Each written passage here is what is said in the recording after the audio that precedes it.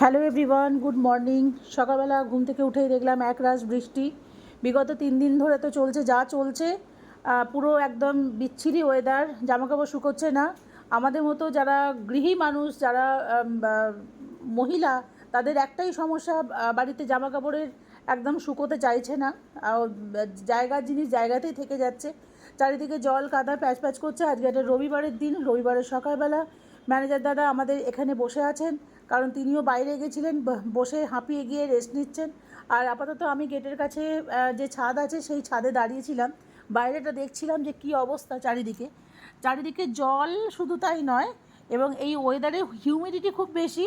আমার কালকে রাত্রিবেলা নেবুলাইজার চলেছে, শ্বাসকষ্ট হয়েছে, কালকে পড়ে গেছি পা স্লিপ করে, কারণ আমার যে শ্বশুরবাড়ি সেটা মানে অনেকটা যেহেতু এরিয়া জুড়ে, আর বাইরে থেকে জলের ঝাপটা এসছে, আর আমি পা দিয়েছি, পা স্লিপ করে পড়ে গেছি। এদিকে রান্না হচ্ছে মোচা মাছ ভাজা, করলা ভাজছে, এদিকে চিকেন হচ্ছে আমার মেয়ের জন্য।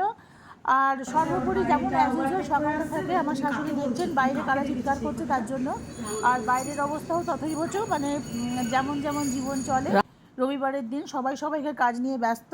আপনারা সবাই খুব ভালো থাকবেন। কার কার বাড়িতে খিচুড়ি হচ্ছে বলবেন। আর আমাদের এখানে পাবলো আমার মুখের দিকে সারাদিন এইভাবে তাকিয়ে তাকিয়ে ক্রাশ খায়। আর এই দুটো হচ্ছে আমার মেয়ের সন্তান, মানে আমার দুই নাতি, তারাও খুব ভালোই আছে। সকালবেলা উঠে আমাকে দেখলেই তাদের ল্যাজ নাড়ে। সবাই ভালো থাকুন, সুস্থ থাকুন, টাটা।